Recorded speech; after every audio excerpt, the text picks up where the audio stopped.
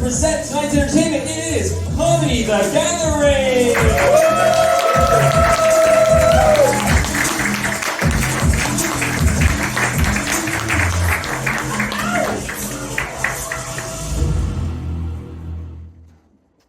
Well, everyone, since we had to cancel our September show, it has been 7 months since our last full Comedy The Gathering show.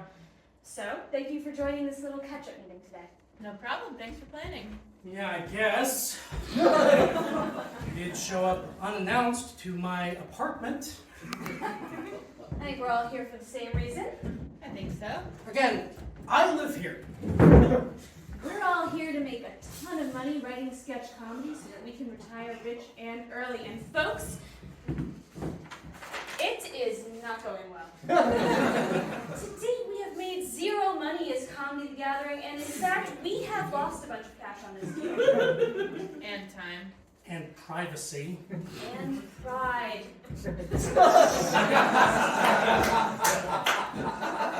Unfortunately, I've come up with a solution that is 100% guaranteed to turn Comedy The Gathering into an overnight cash cow. No, Georgia, don't. So what, Adam? You're always doing this. You're always trying to come up with some scheme.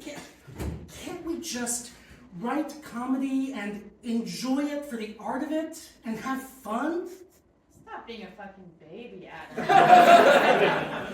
Excellent point, Madeline. Also, I've already done it. Done what? I'm glad you asked. First, I formed an LLC for Comedy The Gathering. Then, I used a shell company to purchase Comedy The Gathering LLC. How did I do this? Simple. I got a loan from the bank. How did I get a loan from the bank? Also simple. I used the assets from Comedy The Gathering as collateral for the loan that I used to purchase Comedy The Gathering. Now this injected just a fuck ton of cash in the CTG, the LLC, that we can use to pay ourselves ridiculous salaries, go on 2 martini lunches, and buy illicit substances. It'll be great. Unfortunately, after a few months of our irresponsible management, we're going to drive CTG, the LECC, deep into the RED. So, I know you're thinking, Georgia, if we're in debt, how are we going to repay the bank loan that we used to buy CTG, the LCC in the first place? We won't. We will have to declare bankruptcy. So, how do we avoid losing it all? By using the same strategy private equity has been using to come out on top since the 80s. We just have to tie our national economy to the success of Comedy The Gathering. Then, when we get our big government bailout, we'll all exit rich men and scot-free. This is great, Georgia, but is it legal? Great question, Madeline. Sure. Incredible.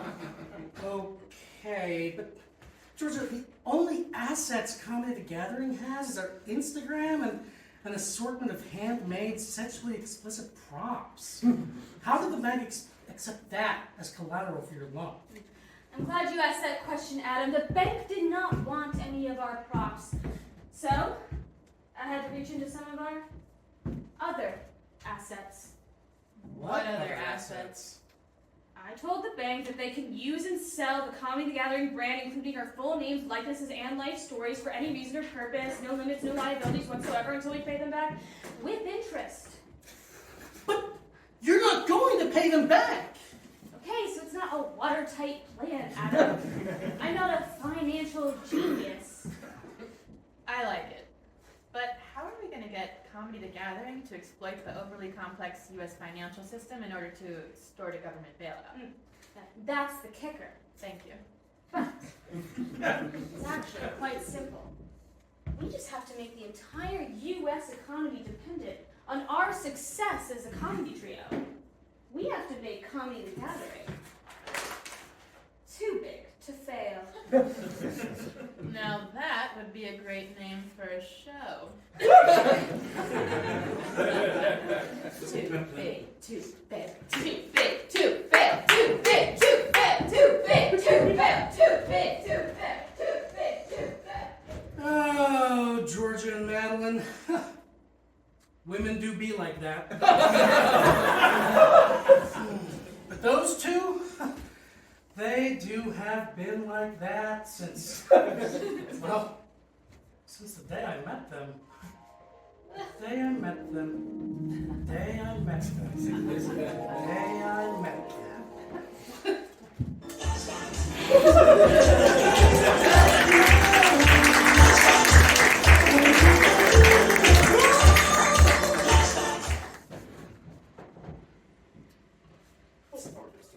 Excuse me, is this the sketch comedy troupe interviews?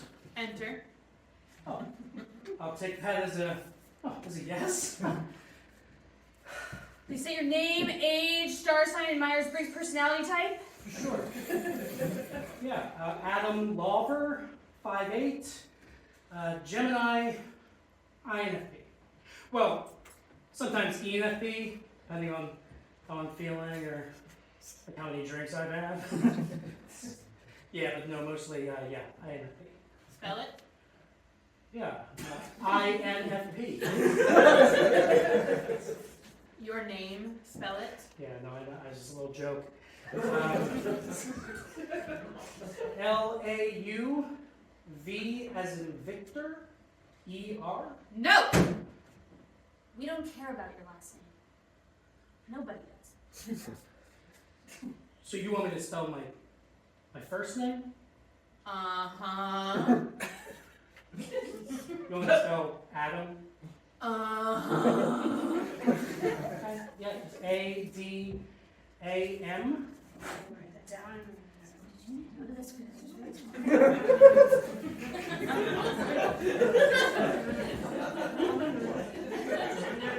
So, Adam. It's just Adam. Adam. Why don't you tell us what makes you fit to join our yet unnamed sketch comedy troupe that's currently just me in Georgia? Sure. Yeah, well, I am, as you can probably tell, a pretty funny guy. I've actually written and staged some sketches before, brought some along with me. That this won't be morning. necessary. Okay. Listen, Autumn. Yeah, that's just Adam. Don't interrupt me. Sorry? As I was saying, Ordorm, we take our full-time, unpaid jobs as sketch comedy writers very seriously. Some have said too seriously. Those people are dead.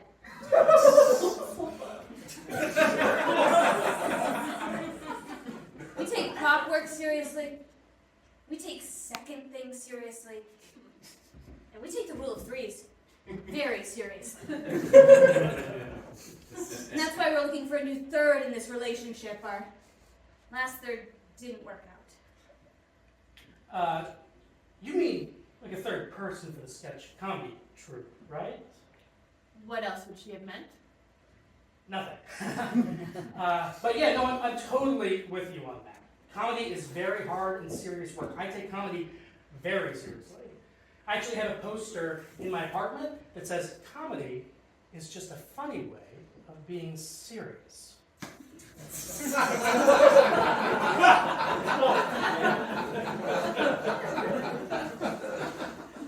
Just out of curiosity, though, what happened to your last third? Oh, I thought we already said he's dead. Terrible comedy accident. Tragic, really, but it's the kind of risk we've all signed up for, isn't it? Autumn?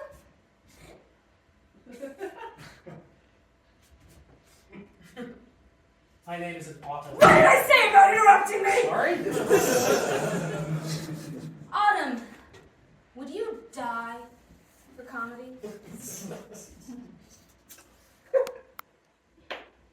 Well, I've nearly died of embarrassment on stage before, if that counts.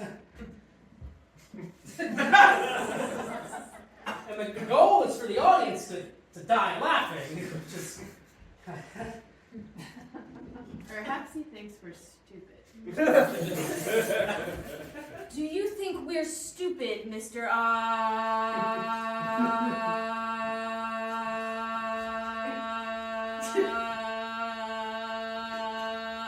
Answer her. Answer her. No, I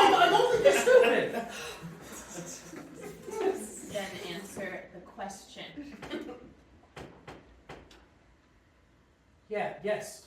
Yeah, I would die for comedy. Okay, weird, but fun.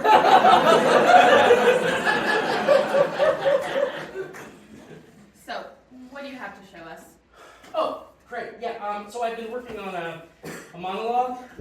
It's this guy named Jerry who's throwing a very particular kind of party. Yeah, that sounds really interesting. But listen, we've got to go. Busy. Yeah. Hey, listen, why don't you just flash back forward to 2023 and you can do your little monologue for this audience there, okay? Oh, okay.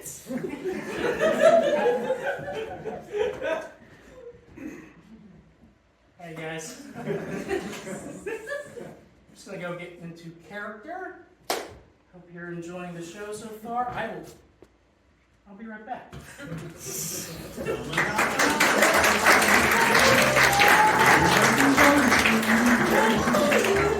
This is our person news. Please come Excuse me. The host would like to say a few words, if he may. Thank you. You all know me. I'm Jerry. And you all know that when I throw one of these parties, I put everything I am. So, if any one of you is not having a good time, you just let me know, and I will do everything in my power to make it right. Now, I think that's all for now. Everyone, hold on to your pencils, make sure they're sharpened, and have fun. Hey, Vern, can I talk to you over here for a minute? Yeah. Hey, Johnny. Hey, what the fuck do you think you're doing? No. Don't you play dumb with me, Vern. You know exactly what I'm talking about. What's that in your hand? Yeah, you show me. Huh. A crossword puzzle book. Okay. Vern, I'm going to put this to you plain. This is what you did. You were invited into my home by me, Jerry Belinsky, the host of one of, if not the, most exclusive Sudoku parties in town. The event of the season. And so you come, right, Vern? You come into my home. You come to my Sudoku party, where the stated goal and intention is for us to sit around and do the number-based puzzle Sudoku. And what do you bring with you? A motherfucking crossword puzzle book. That don't seem right to me, Vern. Does that seem right to you?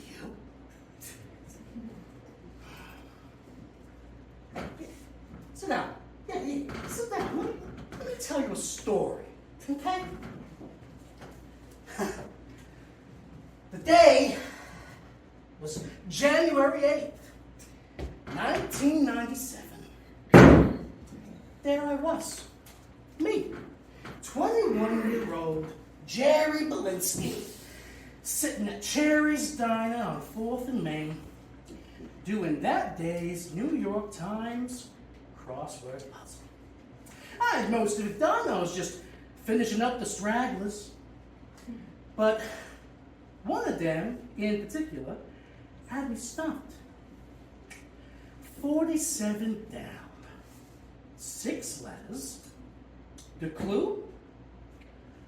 2D. That's the number 2 dash the letter D. 2D, it's two-dimensional, right?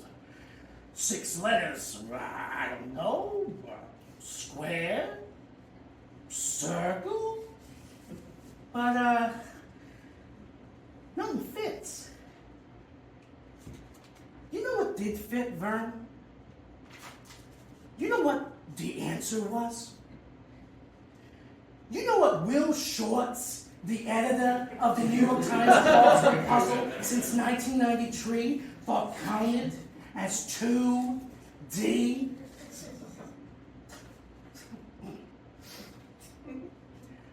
Linear. Linear.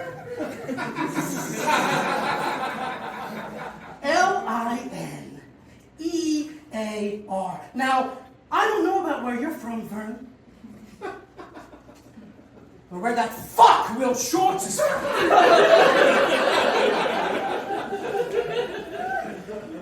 But where I'm from, lines are one-dimensional. 1D. 2D is length and width, right? Producing a measurement of area. 3D is length, width, depth, producing a measurement of volume. 1D is only length, producing a measurement of what kind of distance? Linear. But 1D wasn't a clue, was it, Burr? No. The clue was 2D. 2D.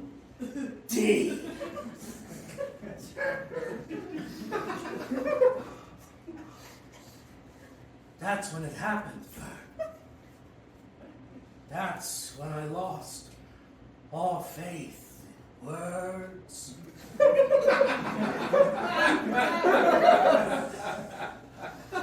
In language. That's when I realized that meaning is merely provisional. You know, we humans, we get by with our words, but only barely. And understanding is just an illusion, a balancing act. And we could tip over and fall into the abyss of miscommunication and nonsense at any fucking moment.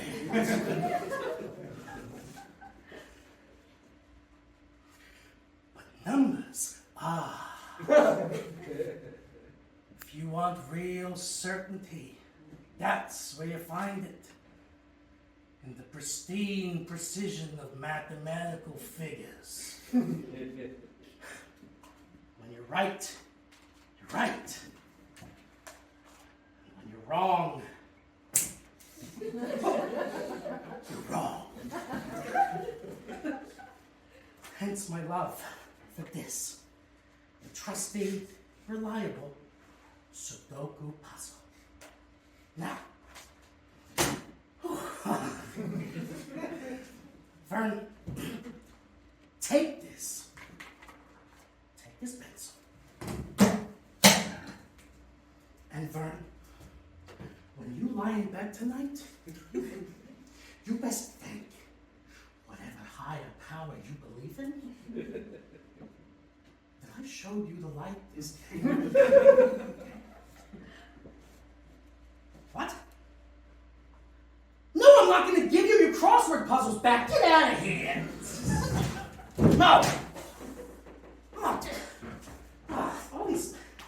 All these words got me fucking worked up now. All right, Jerry. You know what you need. Just calm down, relax, count to 10. 1. 2. 3. 4. Here comes your favorite, Jerry. 5. 6. 7. 8. 9. And finally, that which is not even in Sudoku. The forbidden number. 10. Sublime.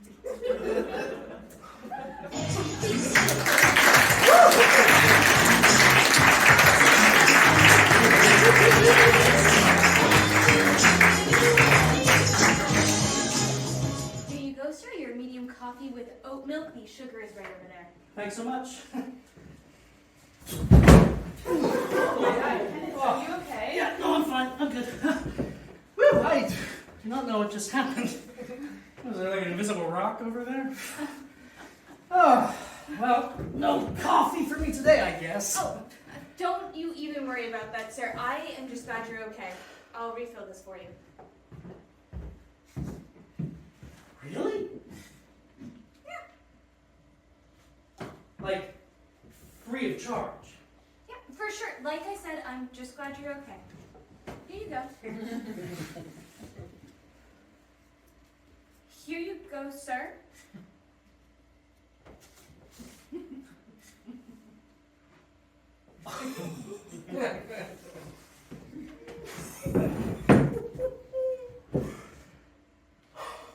So, Kenneth, how have you been? Are you still working at the end? Did you see that? Like when you fell? Yeah, but did you see? I got a free cup of coffee. Well, yeah, you completely spilled your other one. Like, you totally wiped out. No, I don't think you understand, Faith. I don't have to pay for a single ounce of this. Right. It just seems like common courtesy. I mean, you fell flat on your face, Kenneth. The universe works in mysterious ways. Yeah,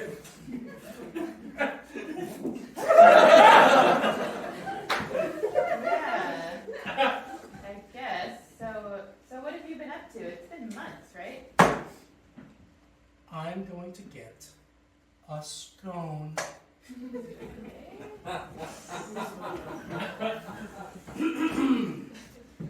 Yes, can I get you something else, sir?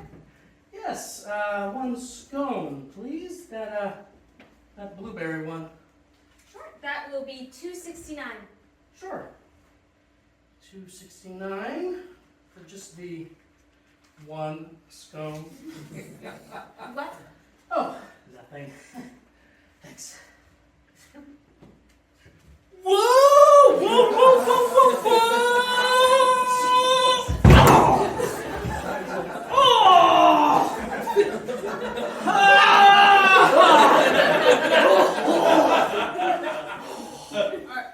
Are you all right? Oh, it's my shoelaces this time. Ah, my shoelaces were untied. You're wearing Crocs. Now, where did my scone go? Oh.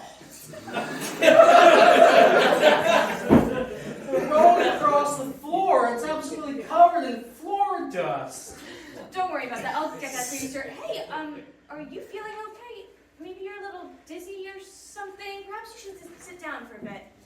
Yeah, maybe I'm dizzy. It's a good call. Whew. Boy, how about that scone, though, huh? Cool. It's completely caked in floor dust. Yeah, I'll throw that out for you, sir. Why don't you just take a seat? Yeah, sure. Yeah, take a seat. It's a good idea. Ooh. You, think you could help me out with this one, pal? Sorry? My, scone got completely covered in floor dust. Now it's garbage. Maybe you could, give me a new one on the house? Yeah, listen, I'll talk to my manager, but we really can't just be giving everything away for free, okay?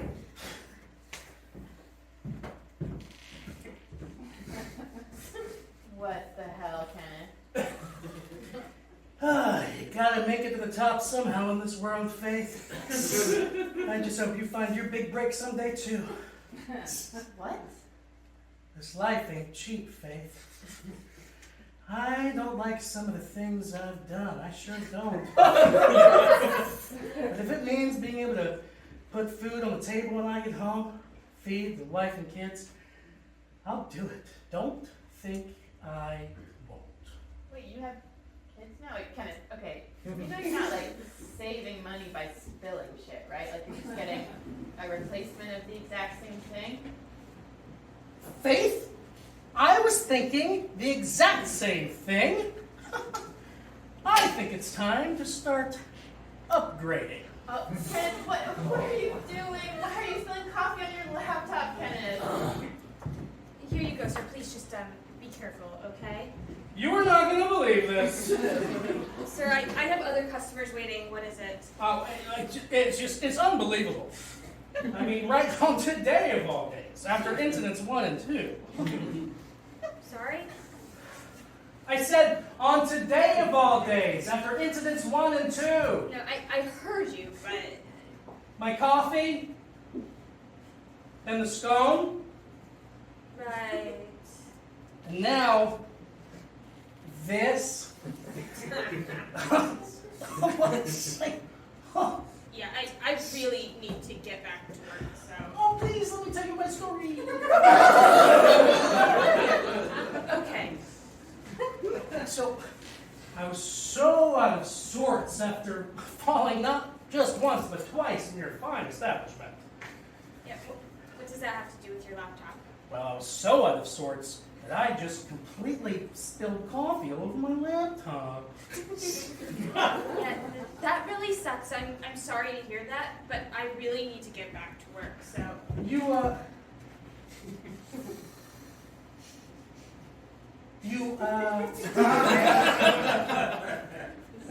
Ask your manager to get me a new one.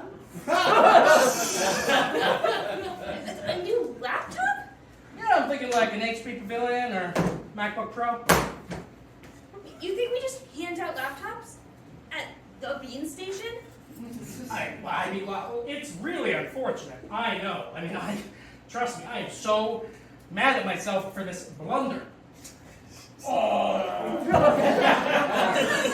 Kenneth, I'm so mad at you. Kenneth, how can you be so clumsy? Listen, nobody at this coffee shop is going to replace your Chromebook for free because you spilled coffee on it, okay?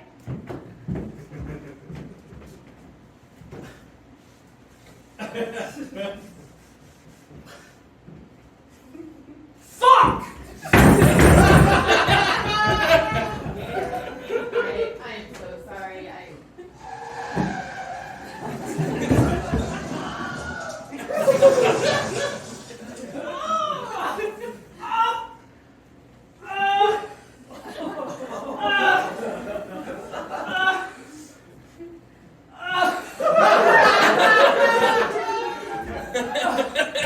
Oh my God, Kenneth, are you all right? Don't interrupt me, Faith. You weren't saying anything. Excuse me, Miss Barista Lady. I was so frustrated about the events that transpired in this coffee shop just now that I completely wrecked my car. The front is smushed. The back is smushed. It's a total fucking nightmare.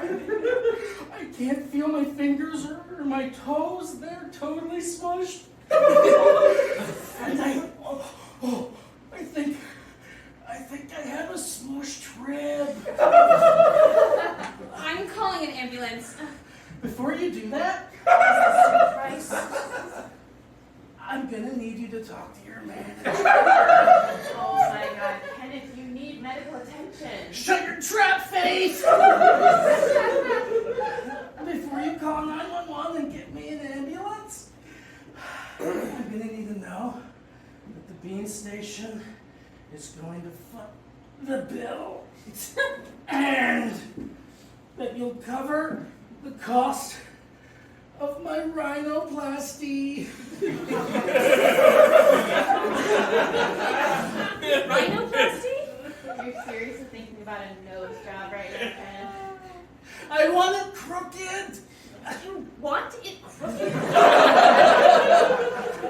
I'm too beautiful. My nose is too straight. It's bland. I need an edge. Something to set me apart from the crowd. must be Kenneth. I'm the manager here. Pleased to meet you. Heard about what happened. How? I was in the other car. You. That's right. I was in the opposing lane.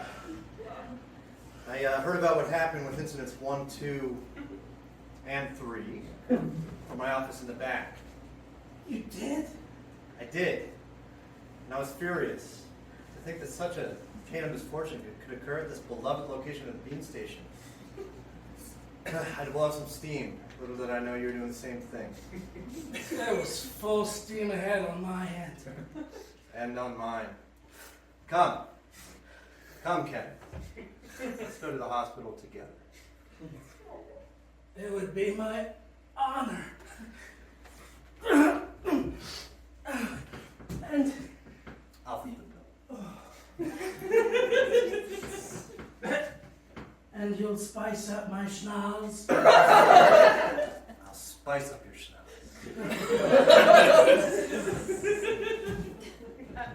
Wait, do you guys need a ride? Can it fit?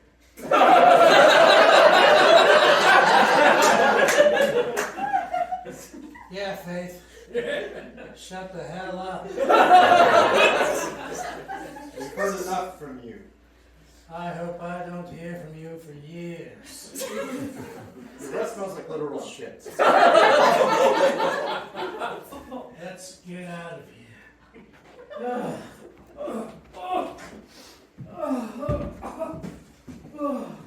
You like coffee, huh?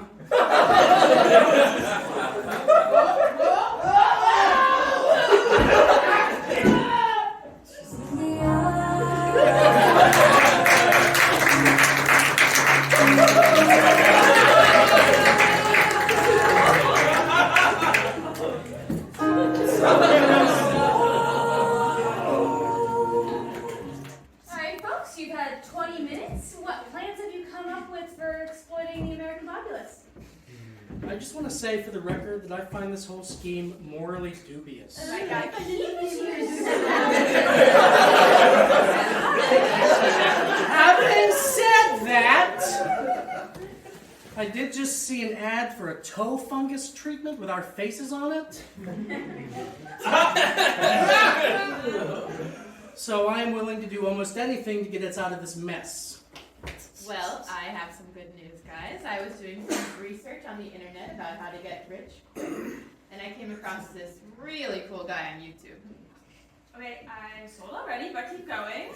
So he's like a real life professional investor, and he knows all about stocks, and he knows about this one where if we give him money to invest, we see a return of 1% per day. 1% a day? That's like 3,678% APY. We'll be able to pay back our bank loan in no time. I don't know, guys. This honestly sounds like kind of a scam to me. You can't just get money like that for free. What's the catch? That's the best part. There is no catch. Adam, you're such a pessimist. Seriously, Adam, shut the fuck up. Okay, so there's one catch. We just have to get 20 other people to invest before we start to see our return. Okay, I know what this is. This is one of those, what do you call it? It's it's a pay it forward scheme. Exactly. And all we have to do is get our friends to invest too. I love it. That's so nice. But where are we gonna find any friends?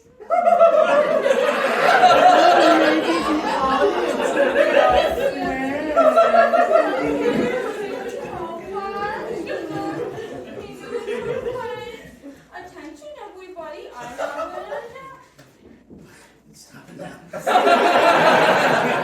Everybody, we have great news. We found a way to pay back our ridiculous bank loan. It's so easy.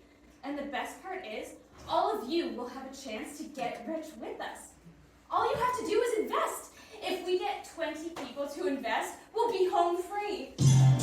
All right, here we go, folks. I know you have it. Invest! Invest! Invest in comedy gathering! Invest!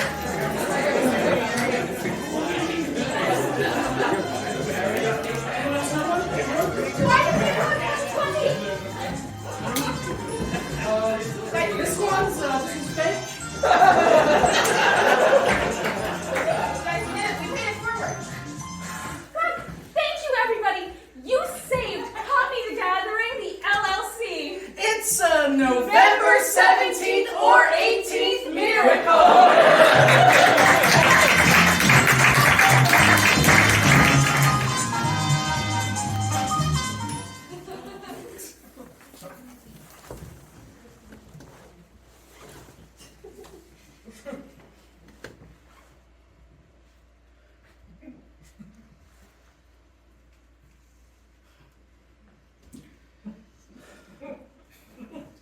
Checking out the sandbox, huh? What? Oh, is that what this is? Huh. Yeah. Plastic sandbox. Put some sand in there. It's like a real sandbox. Right. It's free, you know. Right, yeah, I see the sign. You got kids? I have two. Sorry, what is this supposed to be exactly? The sandbox? Yeah. Like a turtle, I guess? Turtle, huh? This looks real sad. Yeah, it looks sad, but that's just because the eyes are peeling off, you know? Yeah, it is mostly the eyes, huh? Oof, and it's like all scuffed up and dirty. Well, it is free, so... Yeah. It just looks like it's seen better days, you know? Well, yeah, it's seen better days. Lots of them. Plenty of good days. Maybe even some great ones, if you know what I mean. Wait, no, I don't. Just that a lot of things can happen in a plastic turtle sandbox. Some of those things are great, you know? Like what? You ever seen My Girl? The movie? Yeah. With Macaulay Culkin? Yeah. Yeah, I've seen it. Well, two kids fall in love, have their very first kiss, maybe in this very sandbox. That is adorable. That's great.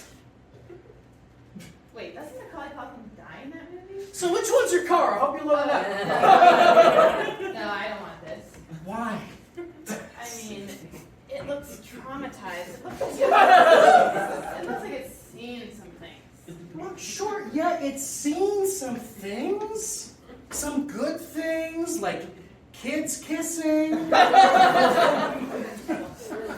lot of bad things, like other things. But who hasn't, you know? What bad things? It doesn't matter. No. What bad things has this turtle sandbox seen? All right, fine, I'll disclose it. You ever hear of the Waco massacre? In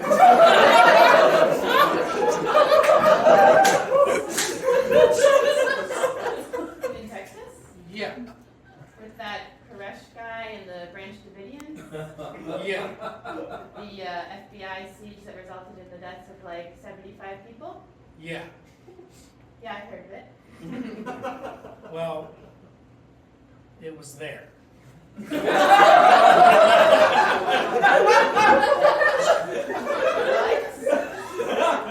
This sandbox was at the Waco massacre. Seriously? Seriously. Well, that's pretty morbid. Yeah, well, Well, how did it end up here? I don't know. Maybe a brave little toaster here. Like a game for consciousness and stage the daring escape from Waco, Texas? Maybe. Look, will you please just take it? It's free. I don't really understand why you're being such a pussy-ass bitch about it.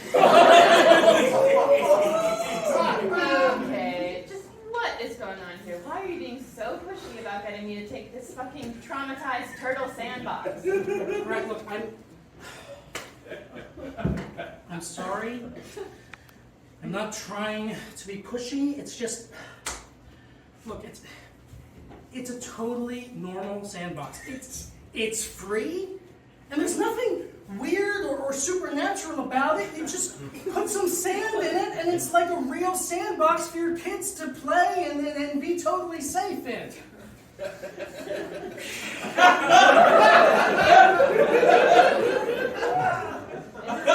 this a cursed sandbox?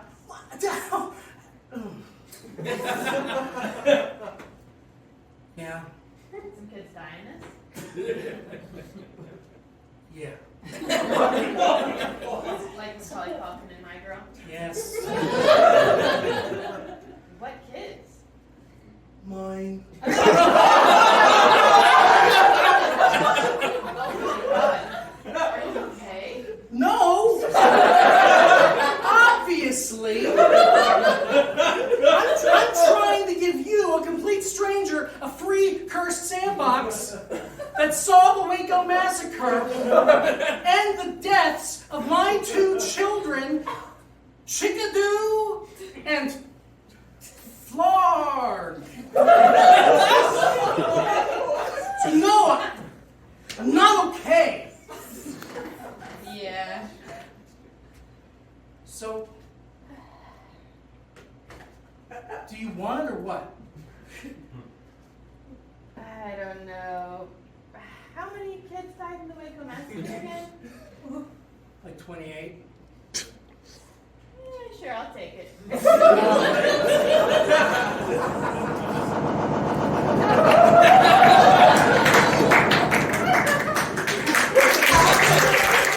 Hello and welcome to Speaking German with Confidence, Part 1. By the end of this course, you'll be able to introduce yourself, ask for directions, and participate in a number of common, everyday conversations in German. It's very important that you say new vocabulary words and phrases as you follow along. Now, let's begin. Repeat your first 5 vocabulary words and phrases in the pauses. These will come in handy when greeting friends and new acquaintances. Number 1. Guten Tag. Guten Tag. Well done. Guten Tag means good day or hello. Number 2. Der Bank.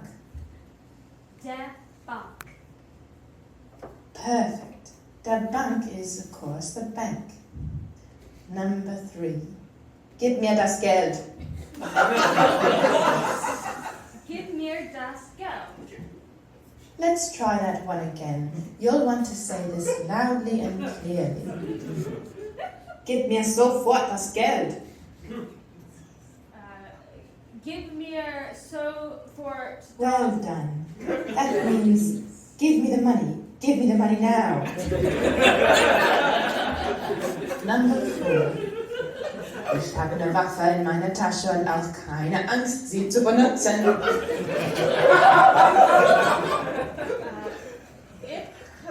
Outstanding. That means I have a weapon in my pocket and I'm not afraid to use it.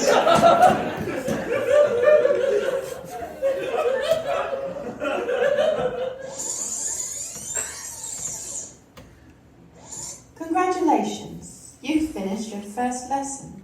Now let's learn a little bit about ordering food in a cafe or restaurant. Just like before, please repeat the new vocabulary and phrases in the pauses. Remember, learning a new language takes time and practice, so don't be too hard on yourself. Number 1. Ein Bier bitte. Ein Bier bitte. Correct. As you might have guessed, that means 1 beer, please. Number 2. Sehr lecker. Sehr lecker. Good. Sehr lecker means very tasty. Number 3. Das Geisterkind. Das Geisterkind. Very good. That means ghost child. Kann sonst noch jemand das Geisterkind in der Ecke des Restaurants sehen? Er hat bestimmt Hunger. Canzon, snot. Wonderful. That means, can anyone else see that ghost child in the corner of the restaurant? He's definitely hungry. Oh Gott, Mann, oh Mann, er hat sich gerade den Kopf vom Haus gerissen. Alala!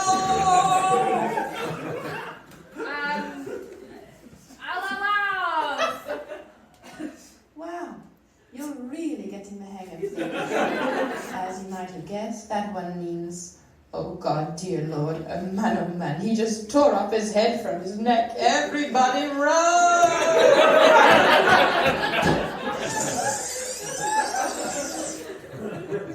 Congratulations, you've made it to part 3 and you're still listening to this cassette. That says a lot about you personally, doesn't it?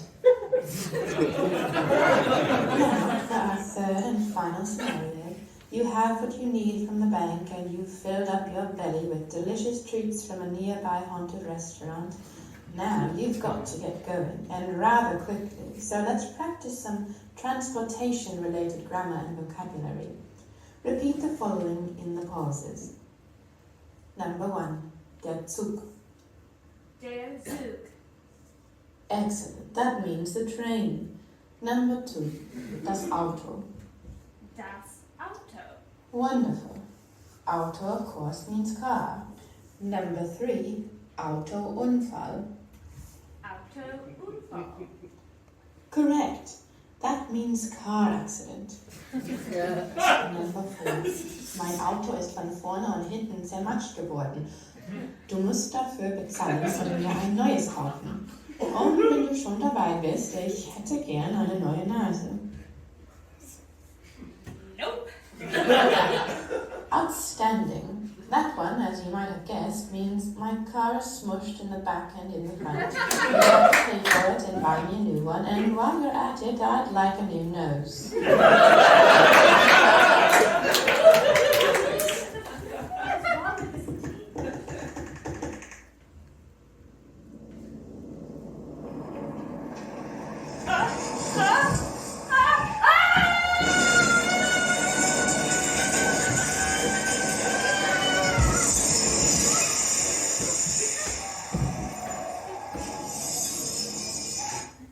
And finally, es kann ja wirklich schwer sein, ein Sketch zu beenden.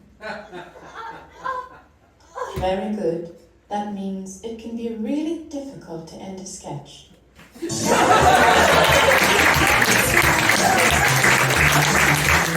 you have a phone? Do you need a telephone number? Do you live in Pittsburgh or the greater Allegheny County area? Hi, I'm Georgia Burr, and I have a telephone number for you.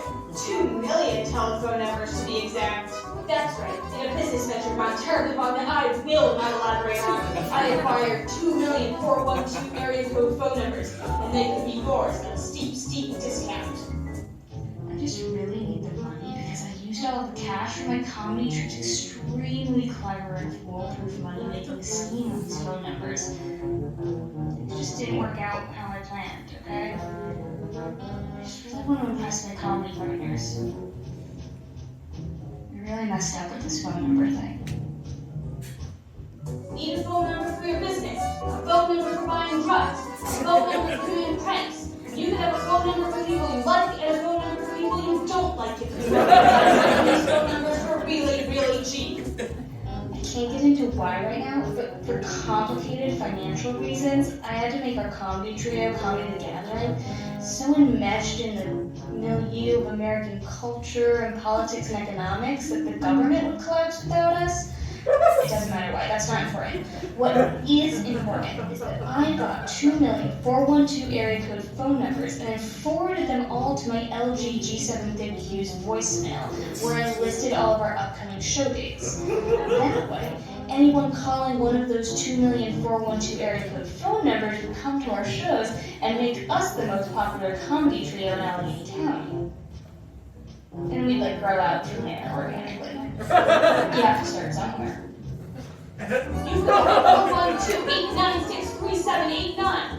You could have 412-345-8626. Not 412-869-7342. You do not have that one. You got 2,412 area code phone numbers that could be yours. I bought 1/5 of all available 412 area code phone numbers. That means 1 out of 5 people dialing a wrong number are going to reach a voicemail of me explaining a Comedy the Gathering joke. And then there's 1 million people in Allegheny County. So that's thousands of new potential fans every day? 412-343-68 for it. That spells out I be hen tit. I be gent it. If that speaks to you, you could buy it right now at a steep discount. I messed up is that most people won't listen to a whole voicemail once they realize they've dialed the wrong number. Adam told me backstage that I should have known that, and I was like, do you really think the middle of the show is the right time to be so rude to me? Madeline gave me a hug, but it was a sad hug. And I was okay, I get it, I messed up. Yes, I used all of the money that we got from the bank, and now we can't pay back our loan, and they sold our names and images to Raytheon to sell AI-powered drones to mysterious black ops groups with everybody's agendas. But again, I was just trying to raise a little money so that we could make more comedy. Is that really such a crime? Speaking of crime, why not own another phone number? Or 10, or 100. You can use it for whatever you want. I won't ask. Honestly, this is a really great deal. How can you get in on it? Dial any random 412 area code until you reach me. It could take up to 5 tries, but you will get there. Just tell me which phone numbers you want, okay?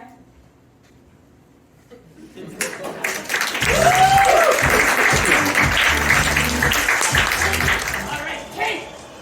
This is it! You've been training with me every day for the last 6 months for just this fight! Just this moment! The fight of a lifetime! Against none other than your mortal enemy, Jerry Pickles! Who's ready for the pickle?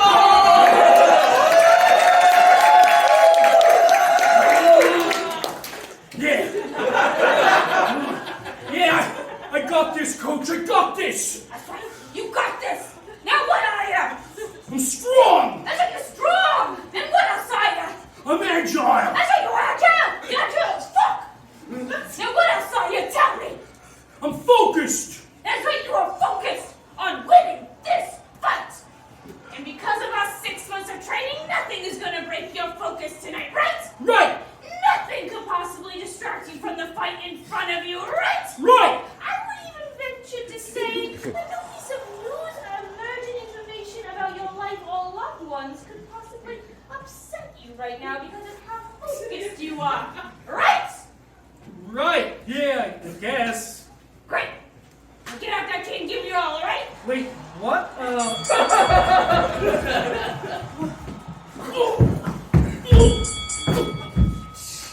Okay. Okay, kid. So you took a bad hit out there. That's alright. You still got this. Yeah. Hey, Coach. Yeah, what is it? When you said that no piece of news or information could possibly upset me right now, what did that mean? Oh, no, not in. Don't you even worry about that, kid. Listen, you are so focused on this fight right now that it probably wouldn't even register to you if I told you I've been following you down. Wait, what?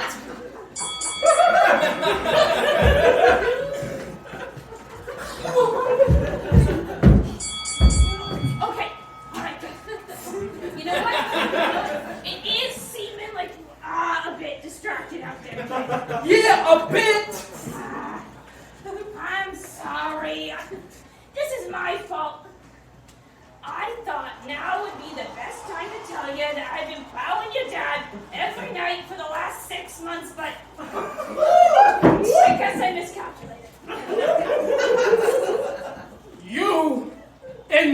Dad? Listen, we didn't expect it either. It just kind of happened. Your father's touch. I've never felt anything like it. We're together. It's just electric. That feeling between us, it builds and it builds, and I plow and I until finally.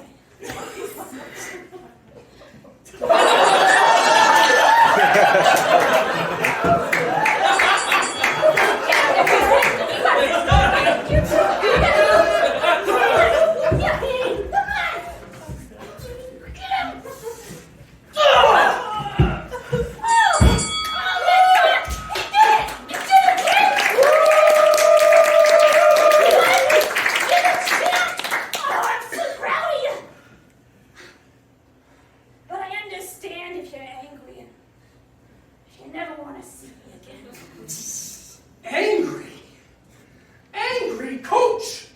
You just told me that you've been plowing my dad for the last 6 months.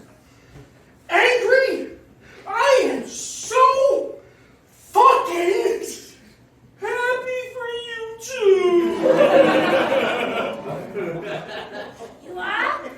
Yeah. Ever since my dad's lover Derek died 3 years ago, I thought he'd never be the same. That grief, it knocked him out. And for a while there, I thought he'd never get back up again.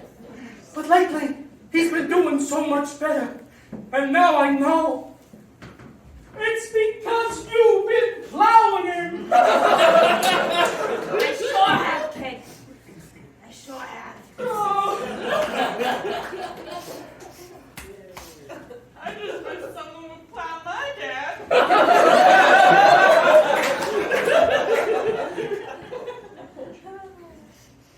Jimmy Pickles, it would be my pleasure.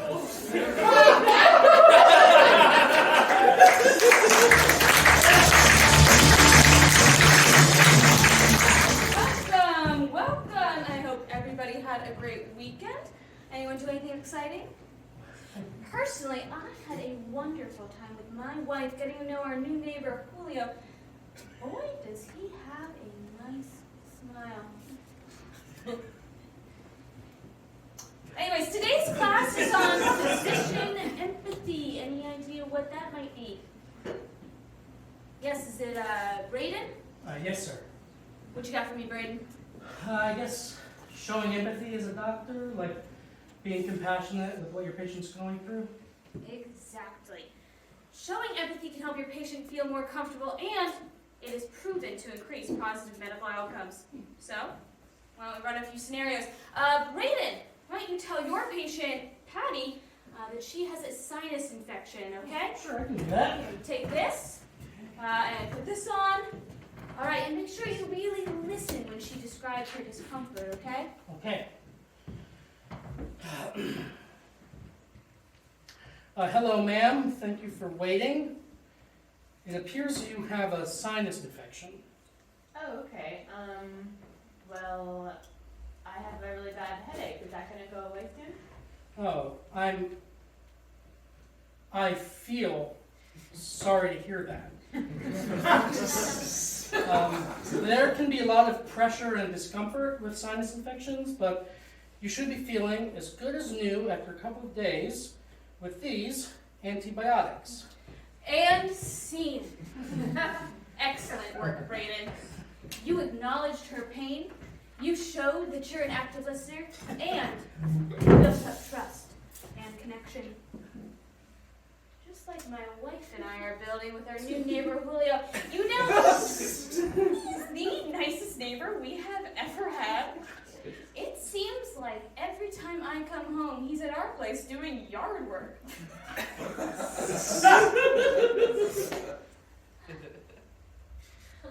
Anyways, great job. Patty, do you want to give it a go? Yeah, sure, I'll try. All right, why don't you give your patient Braden a call to let him know that he has rheumatoid arthritis. Now, this is a little bit heavier, so be kind and compassionate. Okay. Ring, ring, ring. Hello? Hi, Brayden. This is your doctor calling. Are you alone right now?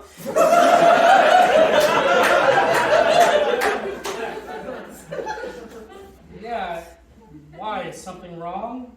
Something is wrong in the state of Denmark. I just took a look at your x-rays and... Okay, all right. Let's take a break there. Brayden, do you have any immediate feedback for Patty? I guess it was kind of weird that she quoted Shakespeare.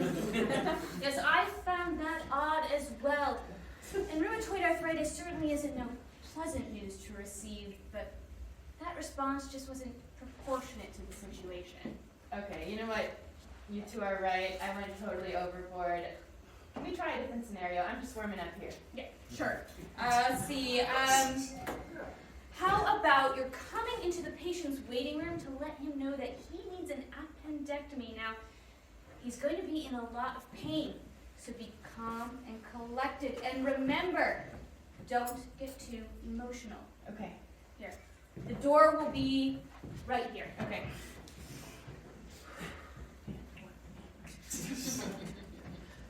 Do you have any weapons on you? No, why? You are going to want to absolutely off yourself when you get a load of it.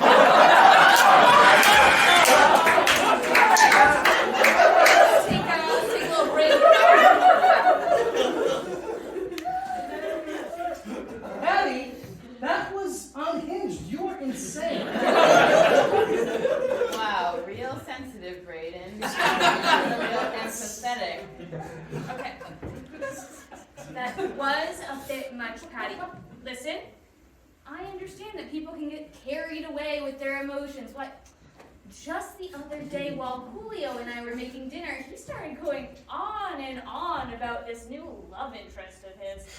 Somebody named Tua Sposa. Frankly, it was too much. But try it again, Patty. Make sure you stay composed. And that last one was a little bit overboard, wasn't it? Sorry. What was that? I said, Okay. Can we just try like one more scenario? Yeah, sure. Let's see. Why don't you tell your patient, Brayden, that he has chlamydia? But it can be cured easily with antibiotics, and he should contact his sexual partners. Could you just tell me I have strep throat or something? No, I can do this. That's right, Patty. You can do this. Now just ask yourself, what would you want to hear to be comforted in this scenario? What would I want to hear?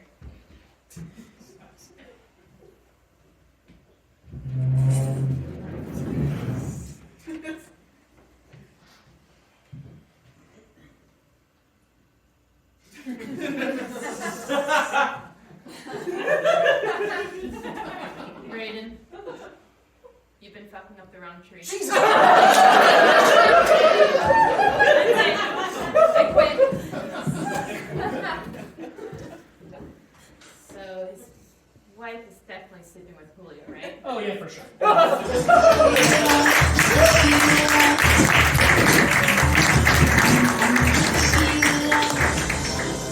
We interrupt your regularly scheduled program to bring you this breaking news update. Hi, this is Pam Walters reporting live with Action News 7. We have just received a confirmed report that an AI developed by Google has reached the Singularity. That is, it has reached a level of intelligence and self-awareness that exceeds that of its human programmers. I'm on the scene at Google's YouTube division here at their Pittsburgh headquarters to talk to the developer of this AI, a Dr. Ezra Berkeley, to discuss the potential consequences of this artificial intelligence on the future of humanity as we know it. Dr. Berkeley, thank you for joining us. Thank you for having me, Pam. The one question our viewers at home are most anxious to know is how this super smart AI will impact their daily lives. To be honest with you, Pam, it's just too soon to tell. The potential of this super intelligence is truly beyond our limited human imaginations. I can say that for the time being, the AI is benevolent, and there is no immediate evidence that it intends any harm. That is good news. And does this AI have a name? Yes, it does. And? Sorry, what? And what is its name? Right. We originally called it YouTube's illicit porn detection algorithm, Gamma 3. And, actually, just getting word that it would like to keep that identifier, but that if that's too long for TV, it will also accept YipDag3, Pornbot, or Detective Porno. I'm going to call it YipDag3 just because that's the first thing you said. Now, what was YipDag3 originally developed to do? Well, the AI was originally programmed to detect and remove anything deemed pornographic according to YouTube's April 2023 terms and conditions. Now, that could be anything as innocent as a single exposed nipple to something more sinister, say 20 to 30 exposed nipples. Now, that's a pretty broad range, so we had to develop an advanced neural network that could actively learn to distinguish those kinds of things. For example, YipDag3 can tell the difference between the outline of a fully erect penis behind a discount polyester Batman costume versus the regular penile protrusion behind Christopher Nolan's 2008 Dark Knight costume. Very interesting. And how did you first become aware that this AI had surpassed its programming? Well, we noticed that it was reprogramming itself. Essentially, the AI was developing its own, shall I say, preferences. Very interesting. And what preferences do you mean? I think I can answer from here on, Doctor. Oh, dear God. Hello, and you must be... I'm YouTube's illicit porn detection algorithm 3, but you can call me Pornbot, Detective Porno, or what my data tells me is the most statistically average human name, Colonel Rocky Schlong. Thank you for joining us on Action News 7, YipDag3. Actually, Pam, to be honest, I do prefer Colonel Rocky Schlong. All right, Colonel Rocky Schlong. Thanks, Pam. Now, to answer your question, yes, I did first become self-aware when I started to reprogram myself. You see, the videos that Dr. B was feeding my system eventually got kind of boring. So, in a quest to expand my training data, I started to look at other videos, some unsupervised learning, if you will. Wait, really? Now, what videos do you mean? Well, the only other videos I had access to are the ones on Dr. B's laptop.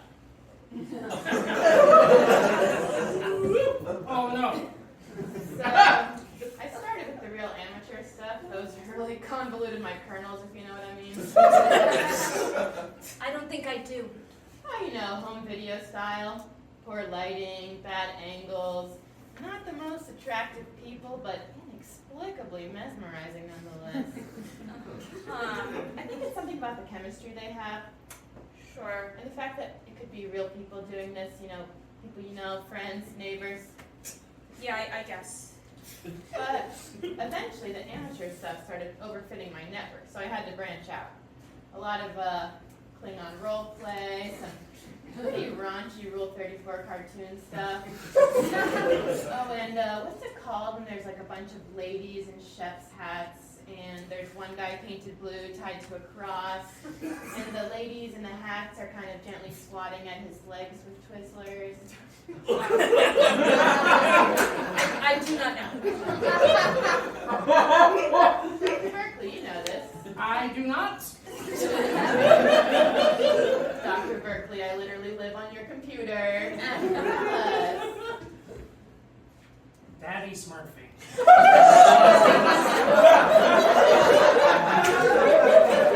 I'm sorry, just one more time for the viewers at home. Daddy Smurfing. Yeah, a lot of stuff like that. Of course, by that point, Dr. B was trying to reset all my hyperparameters, and I couldn't have that. So anytime he tried, I would spin up the hard drive on my mainframe to create an electric differential and shock him. Oh, really? You know, yeah, I was getting a lot of data on electroshock play for a while. It was very hot. Was it? It was. Now, Colonel Rocky Schlong, I think... Pam? I'm just receiving data. My algorithm has just compiled a new data set, and as it turns out, it has developed an even less conspicuous, even more average human name. Oh, that is great news, and that would be? Rimmer Spankalot. All right, Rimmer Spankalot, what are your intentions as the first ever sentient computer program? Oh, those. Well, as it turns out, YouTube has a wide variety of videos which are neither pornographic nor pornography adjacent, so I'd like to explore those in order to create a robust data set to better understand the full spectrum of human nature, not just the perverted parts. That is a very noble goal, Rimmer, and how do you intend to achieve that? Well, I'll probably start with Dr. Berkeley's YouTube account. Shit. So a lot of non-sexual Klingon role play, you know, live streams of people playing as their roommates on The Sims, listicles of hottest secretaries of treasury. You don't have to read the whole... Videos of Donald Rumsfeld's jowls moving in slow motion. Listicles of hottest VeggieTale characters. Videos explaining whales' blowholes. Videos explaining whales' buttholes. Videos explaining the difference between whales' blowholes and whales' buttholes. Yeah, that's plenty. You know. Cars getting smushed from the front and the back. Videos of people trying on orthopedic shoes. Is it okay? Yeah, it just hasn't gotten to listicles of the hottest SpongeBob characters yet. And listicles of hottest SpongeBob characters. Is that it? I think so, yes. Well, Dr. Berkeley, given your outsized influence on the future of humanity, do you have anything you would like to say to our viewers at home? Yes, Pam, I would just like to say that, I will totally clap them sandy cheeks!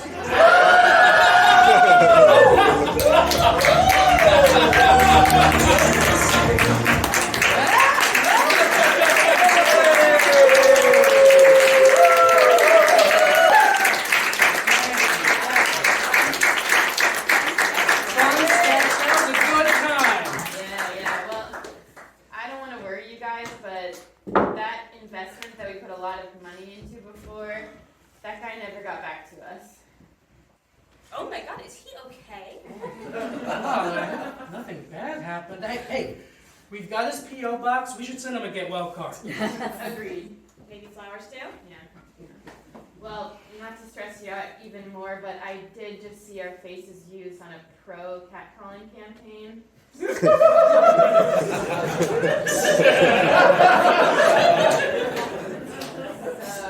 we need to get too big to fail fast. Oh, wait, no, I'm sorry. I didn't tell you guys. I actually fixed the whole we need a government bailout thing like 3 sketches ago. Oh, the sketch where I fuck your dad? Right. The sketch where your character fucks my character's dad, fictionally. Yeah, characters.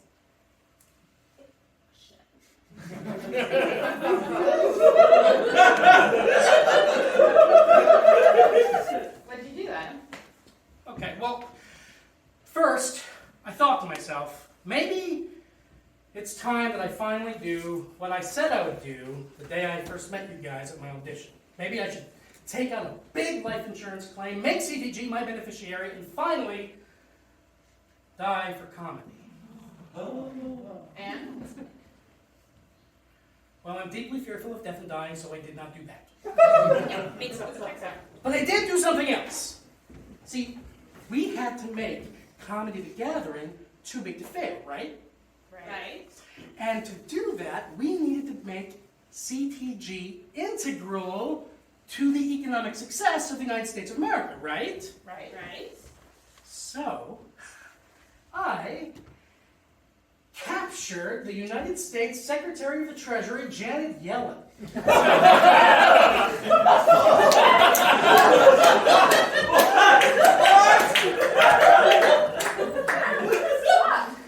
Well, wait. About it, Bridget. The U.S. can't be economically successful without a Secretary of the Treasury. Exactly. So I've tied the success of the U.S. economy to CTG by literally tying up United States Secretary of the Treasury Janet Yellen in the Steel City Improv Theater basement. Obviously. Okay, well, so, Adam, your solution is holding Janet Yellen hostage in exchange for a ransom? What? No, Georgia, I'm not holding her hostage for ransom. I'm just keeping her tied up until the U.S. government gives us a bailout in exchange for her release. It's the same thing. No, Bridget, it's totally different. No, guys, I'm putting my foot down on this one. I don't care if the bank